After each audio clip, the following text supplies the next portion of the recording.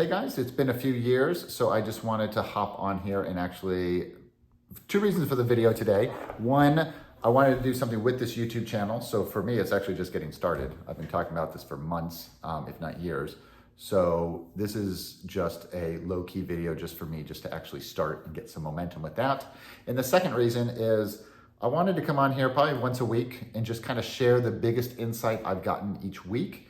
And I'm not claiming to be any kind of guru or anything like that, but I think if we can share our experience and if it helps someone else out, I think that's awesome. And if it doesn't resonate with you, that's cool too. But I think the more people share their experience, the more we realize we've got more in common than we think, and we're not so alone, especially when it comes to our thinking and kind of what trips us up as well. So, you know, I've said this in like a TEDx talk, and I've said this for years. I believe that 100% of our thinking, 100% of our problems is really just an illusion. It comes down to our thinking. It's a construct that we've created in our mind. And I over the years, I've seen more and more proof of this. And I believe this like with every fiber of my being, that everything comes down to our thinking. And, you know, it's the same reason two people can be working at the same job, same family situation, same background, same skill set, maybe even the same salary. They both get let go. One person finds it liberating and the other person finds it detrimental.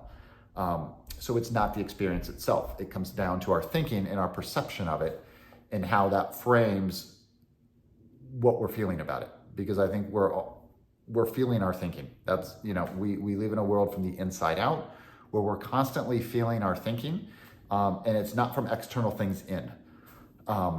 But the insight I got this week, and I've heard about it many times, you know, the idea is, I mean, the blunt version is less is more, but I've heard that on different levels this week where, you know, coming from, we're living in our experience from the inside out.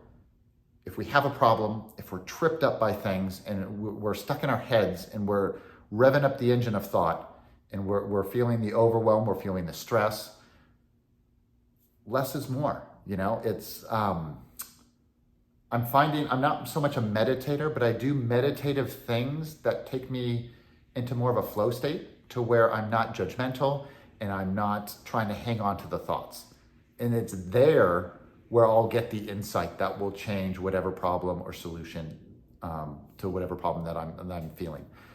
So to me, you know, one of the reasons I kind of stepped away from hypnotherapy and NLP years ago was not that I don't think it's good, a good field, but if you have a problem and then you create, you know, so you have a problem and you're like, well, if I have this, I'll do this technique and then I'll feel this way and that will lead to this technique. And all we're doing is stacking more stuff on top of each other.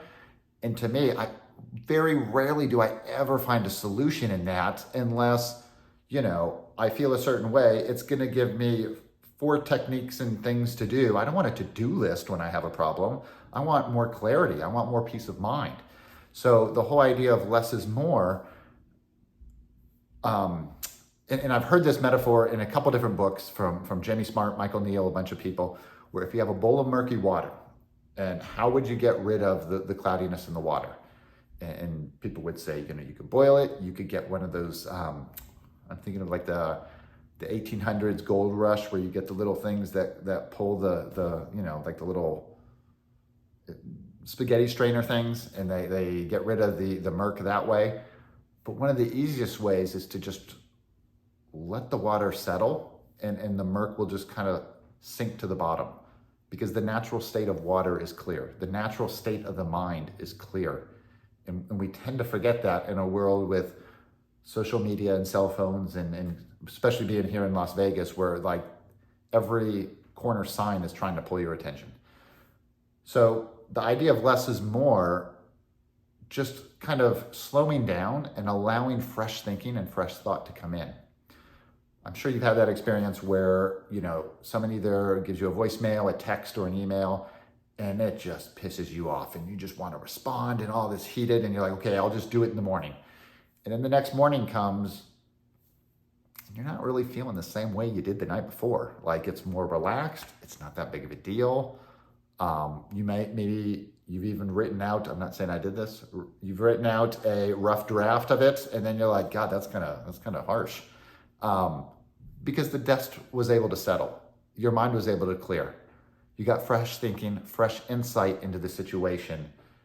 And so to me, doing more things that slow us down to see the space in between the words, as I heard it in one of the books, if you see the white of the page and not the actual letters. I've also heard the idea of you need the space in between the notes for the music to make sense, which I thought was pretty cool. But when we slow down enough to really see that, that's where we get the solutions to our problem. The insight will come, and kind of trusting that system, because I think the natural state of the mind is clear, and we tend to just junk it up with thinking and thinking and thinking and things to do and all these other steps, where it's really overwhelming and it just makes us feel even worse. So that was kind of my insight for the week, is a less is more mentality. And that's not to say to sit around and do nothing, but I think when our head is clear and our mind is clear, what action we need to take, what steps we need to take are just super apparent. Like, we just know exactly what to do. It's almost like not even a decision. It's like, you know what to do when you know what to do. You don't have to think about it. And so to me, that is what I'm going for these days, is to get out of my head more and to get more into that flow state where you're not stressed, because it's all our thinking. You know, it really comes down to what weight are we giving to thoughts, and why is one thought more powerful than another thought? It's the same thing as the clouds. You know, you see one cloud that could be looking like cotton candy, and then you look at another cloud that looks like a rainstorm, and it's in our head that one is positive and one is negative. It's really not even a thing, but we make it a thing. So I just thought that was kind of interesting. Again, have no idea what I'm going to do with this channel, but I think I might just come on every week and do some insights and just kind of play around a little bit to see if my experience can help anyone else. And I hope you guys have a great week.